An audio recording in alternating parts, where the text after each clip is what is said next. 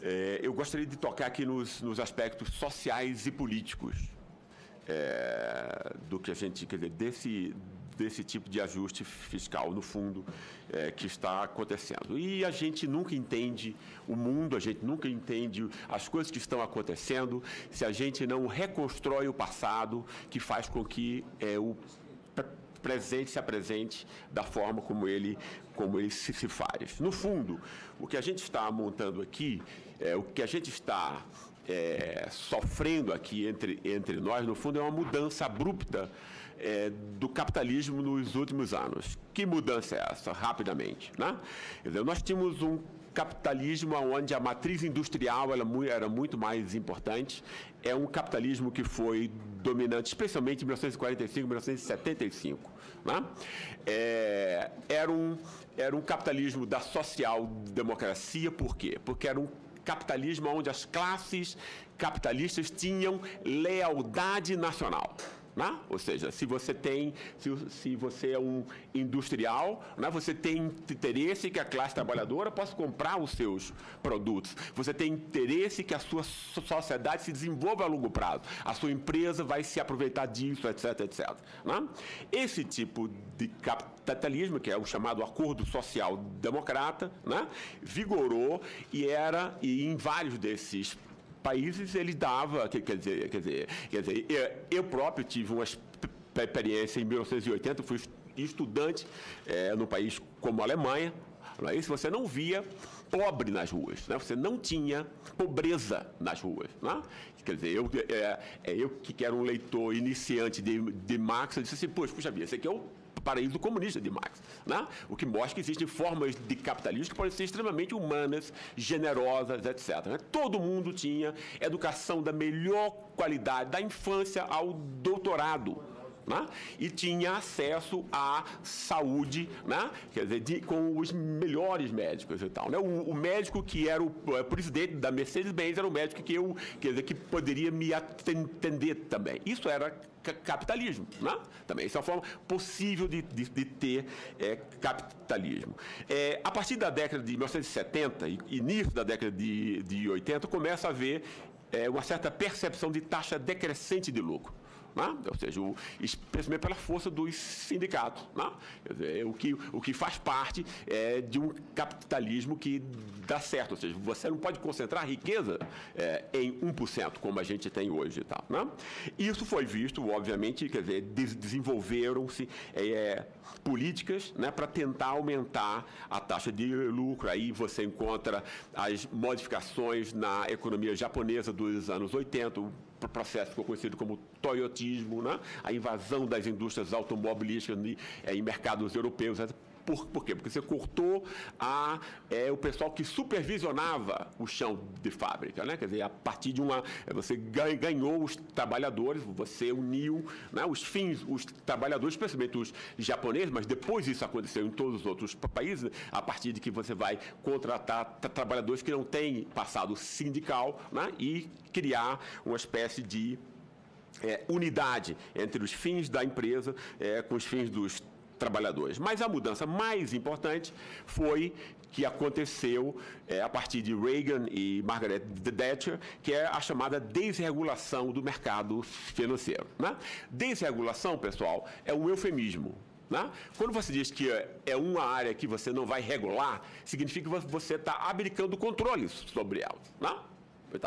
No fundo, você está legalizando a corrupção. Claro, se você não regula, se você não controla, você não sabe o que está acontecendo ali. E a crise de 2008, né, mostrou a nós todos que tipo de monstro estava sendo urdido nesse tipo de desregulação.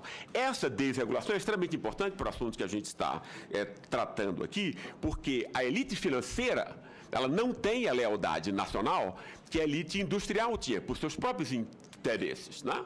Na persecução dos seus próprios interesses, né? Os industriais tinham interesse, né, em condições sociais do mercado nacional a longo prazo. Né?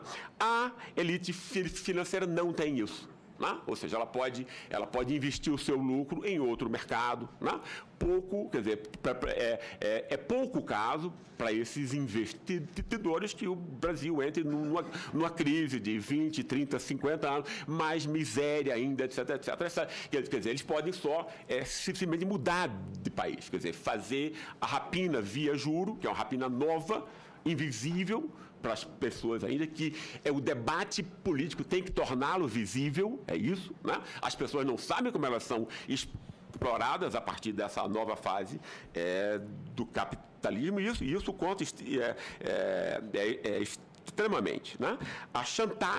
Essa elite financeira, ela fica numa posição de chantagear o Estado. Esse é o ponto mais importante. Ou seja, se você não cumprir as tais e tais e tais demandas, eu posso investir em outro lugar, etc, etc. Né? Nisso aí,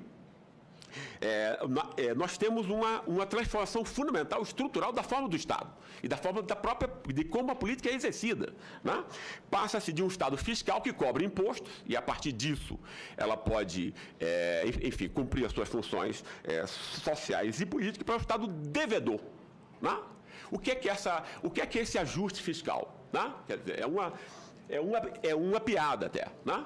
Quer dizer, quando você monta ajuste fiscal em nome para você cortar saúde e educação do povo, né? Quando a raiz da crise fiscal, ela tem que ser procurada em quê? Né? O Estado deixa de poder cobrar impostos dos muito ricos. Esse é o ponto. Né? Quem arca em 53% com a carga fiscal do Estado brasileiro são as pessoas que ganham até 3 salários mínimos. Né? E a Fiesp botava o pato lá, dizendo que ia pagar o pato, etc. Quem paga o pato é o pobre entre nós. Né? Não é isso?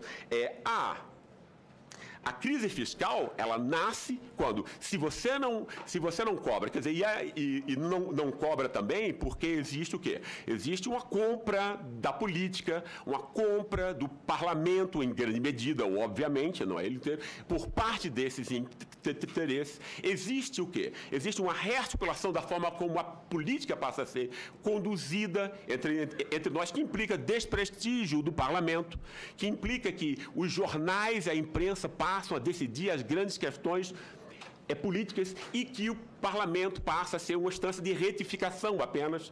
E imprensa essa que é controlada pelo capital financeiro. Todas as questões que têm a ver com questões econômicas são analisadas, em 90% do caso, por analistas econômicos pagos direto ou indiretamente pelo mercado financeiro. Essa é a nossa esfera pública. Não? Quer dizer, isso faz com que os temas já sejam discutidos pela imprensa e cheguem aqui para vocês ratificarem ou não. É retirado dessa instância aqui a possibilidade de discussão, debate, etc, etc. Isso é uma forma de quê? De captura, né, da política, da função da política pelo capital financeiro. Se a gente não compreende isso, a gente não compreende todo o contexto e pressuposto do que nós estamos discutindo aqui hoje. A nova forma de expoliação e drenagem de recursos instaurada pelo capital financeiro também é distinta de antes, né? Quer dizer, não é só a mais-valia, etc, etc. Você tem o quê? Você tem, pelo mecanismo da dívida pública, se você não cobra os ricos, né? Se você não cobra os ridículos, se não passa os ridículos 0,38% da CPMF, né? Entende? O que é que você tem que fazer? Você tem que emprestar, você tem que pedir emprestado. Porque esses ricos, né, houve um processo de concentração de riquezas incrível, né? Esses ricos detêm toda a riqueza e o Estado, para cumprir agora as suas funções, não pode mais fazê-lo cobrando imposto, então ele tem que pedir emprestado desses mesmos ricos que deveriam ter pago imposto. Esse é o ponto. Né? A crise fiscal é isso. Né? O não dito da crise fiscal é isso. Né? A fraude, a mentira da crise fiscal é você negar e tornar esse ponto invisível. Né? Quando você passa a ter que pedir emprestado dos muito ricos para cumprir as funções básicas que o Estado tem que cumprir, né? Quer dizer, você faz isso o quê? Quer dizer, não só o cara não paga imposto, né? Mas ele empresta esse dinheiro aos juros mais altos do o planeta, quer dizer, tudo que a Laura já nos explicou aqui de forma brilhante, etc. Selic, etc. Mil formas, quer dizer, isso funciona como? Isso funciona como uma forma de que, né, a nova forma de dominação econômica, né, mancomunada, com formas, quer dizer, com transformações estruturais da esfera pública e da própria captura do sistema político pelo mercado financeiro, o que está acontecendo aqui. Né? As pessoas, né, esses caras deixaram aqui um mandato para vocês. Olha, eu decidi isso, claro, dizendo, houve gente que disse que isso aí ia ser bom para os muito pobres. Quer dizer, a disfarçatez é incrível. A fraude, né, a mentira, ela ganha furos, porque, por exemplo, ela tem os espaços onde isso, ela domina, controla, monopoliza os instantes de fala via imprensa, etc, etc. Esse é o ponto de aonde nós estamos chegando e por que nós estamos examinando essa proposta aqui. A nova forma de extração do excedente econômico é que muda. Né? E ela vai mudar como? Não só no sentido empresário-trabalhador, que sempre existiu, mas ela vai ser agora montada a partir do mecanismo da dívida pública, ou seja, via imposto que o povo e o mais pobre paga e que vai para o bolso dos mais ricos, que deveriam pagar imposto e não pagam. Esse é o ponto. Tá? Nós estamos aqui tocando, né, sobre o fato de que, como um país de 200 milhões de pessoas, que a quem esse Estado deve servir, os senhores foram eleitos por ele, né, mas quem manda nesse país são 10, 20 mil famílias estrangeiras e nacionais, né, que controlam, né, a forma como as questões são percebidas, a forma como o sistema diz o que o sistema político pode ou não decidir, etc, etc. Né? Nós temos, no fundo, aqui o quê? Duas formas de soberania que estão em jogo aqui. Né? Uma que lida com os 200 milhões, que vão ser sufocados aqui, né? se essa PEC passar, né? Em nome de quê? Em nome dessa outra soberania, né, que não é eleita, etc., mas que comprou, né, quer dizer, o dinheiro consegue comprar as outras elites, ou seja, o dinheiro ele domina o mundo, mas ele não domina de modo direto, né, ele precisa convencer essas pessoas de que, por exemplo, esse assalto aos bolsos delas é justo, é feito para combater a inflação, é feito por todas essas formas que foram aqui desmontadas pela Laura bastante bem. Né?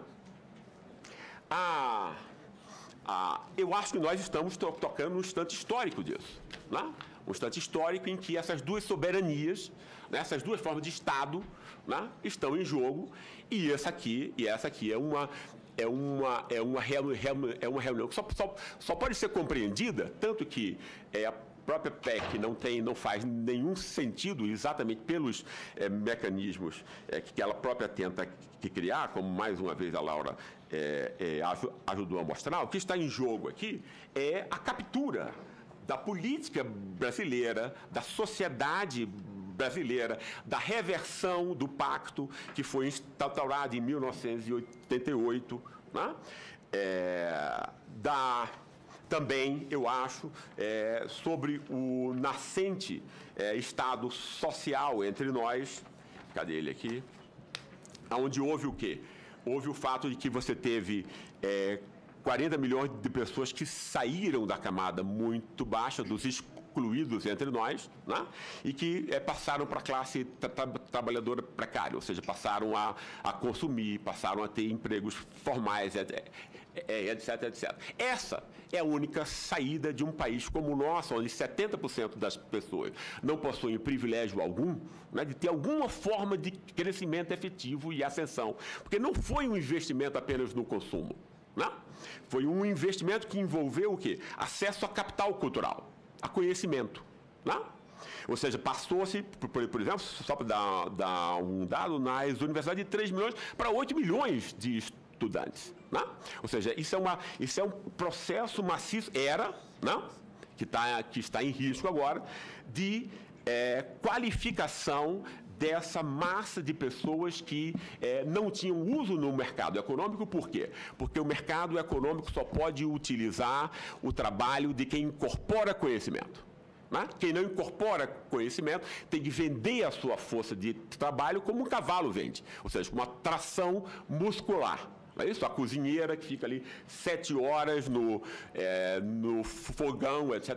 Ela está sendo paga para aguentar fogo, quer dizer, calor, etc, né, no seu corpo, para ficar em pé o tempo todo, ou esses serviços pesados e sujos, né, que os excluídos fazem entre nós, né? Ou seja, ele não pode ser, inclusive, o quê? Nem explorado de modo racional, né? A racionalidade de uma economia tem a ver que quando você capacita o seu povo a incorporar alguma forma de conhecimento útil e que ele possa desenvolver as suas qualidades. Um país que não faz isso é um país pobre, sem futuro, né? E eu acho que é exatamente o que está em jogo aqui, né? Quer dizer, nós estamos montando o quê? Estamos desfazendo, né, as bases, né, que foram pequenas, né? Foi uma pequena revolução, não desmontou, né, o dado escravocrata entre nós, ou seja, da naturalização da desigualdade, desprezo pelos pobres, etc. A gente viu que isso continua vivo na nossa sociedade, é uma luta ainda para se continuar, né? Mas o que essa PEC implica, né, vamos separar o dinheiro, né, para esse pessoal que nos comprou, é isso, né? Comprou nós todos, né? Comprou o nosso sistema político, comprou a forma como a gente se percebe na esfera pública, comprou a nossa inteligência, né? E os 200 milhões de seres humanos que estão aqui aonde vai, quer dizer, no fundo aqui são, quer dizer, o serviço da dívida equivale a 42% do nosso orçamento, né?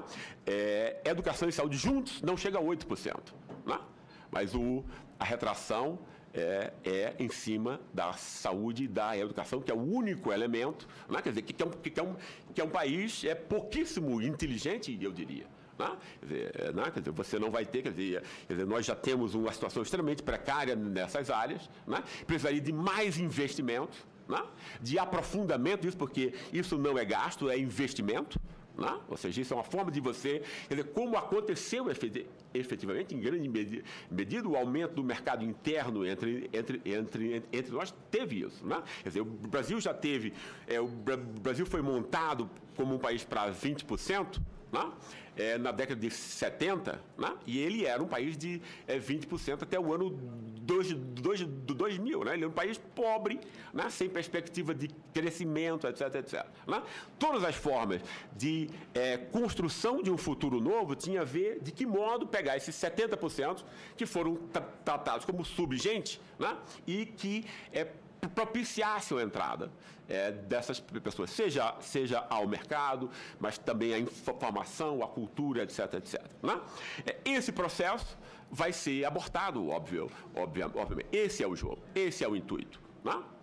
Não é isso? E eu acho também, não só em termos da sociedade como um todo, eu também não consigo entender a inteligência da classe política nisso, né? Porque ela está abdicando das suas funções. Né? O que é que vocês vão fazer depois da aplicação dessa medida? Vocês vão gerir o quê? Né? É isso, o orçamento já está montado, já está dito para quem vai, para o bolso de quem vai, etc. Né? Então, quer dizer, eu sempre acho que pouca inteligência é quando a gente pensa no curto prazo. Inteligência é você pensar no longo prazo. Né? Quer dizer, e no longo prazo, as pessoas que vão sofrer com isso, que é claro que elas vão, né, vão cobrar isso. Mais tarde, as ações têm que ser justificadas. Né? Não existem só interesses apenas. Né? Só uma pessoa pouco inteligente raciocina desses termos. Vamos montar a coisa, porque no curto prazo isso me resolve aqui e aqui e acolá. Né? Mas isso vai ser exigido dos senhores depois. Né? Quer dizer, essa PEC vai ser quem votou e quem não votou. Né? 2018 não vai ser 2016. E o efeito da Lava Jato, etc. As ambiguidades da Lava Jato vão ficar muito explícitas daqui por diante. Né? Em 2018 é um outro quadro. Né? E os eleitores vão saber quem votou para ela ou quem votou para os grandes bancos. Esse é o ponto. E essa questão vai ficar cada vez mais clara entre nós. Tem pouco debate sobre isso, né? Mas nas eleições americanas isso já foi um ponto que, né, o Sanders, né, tanto o Sanders quanto o Trump são reações aos perdedores do capitalismo financeiro. Né? Quer dizer, um capitalismo, inclusive, que tem comprado tempo, de algum modo, com o endividamento cada vez maior dos estados, mas é claro que ele não consegue se manter. Né? Quer dizer, eles vão vender produtos para quem? Né? Não tem dinheiro para comprar, etc. Né? Quer dizer, isso não tem futuro. Esse jogo não é a longo prazo, etc. Né? Quer dizer, e eu acho que o que está se jogando aqui é a nossa soberania como país, né? E está se jogando aqui que tipo de sociedade a gente vai ter. Né? Era isso que eu queria dizer para o senhor.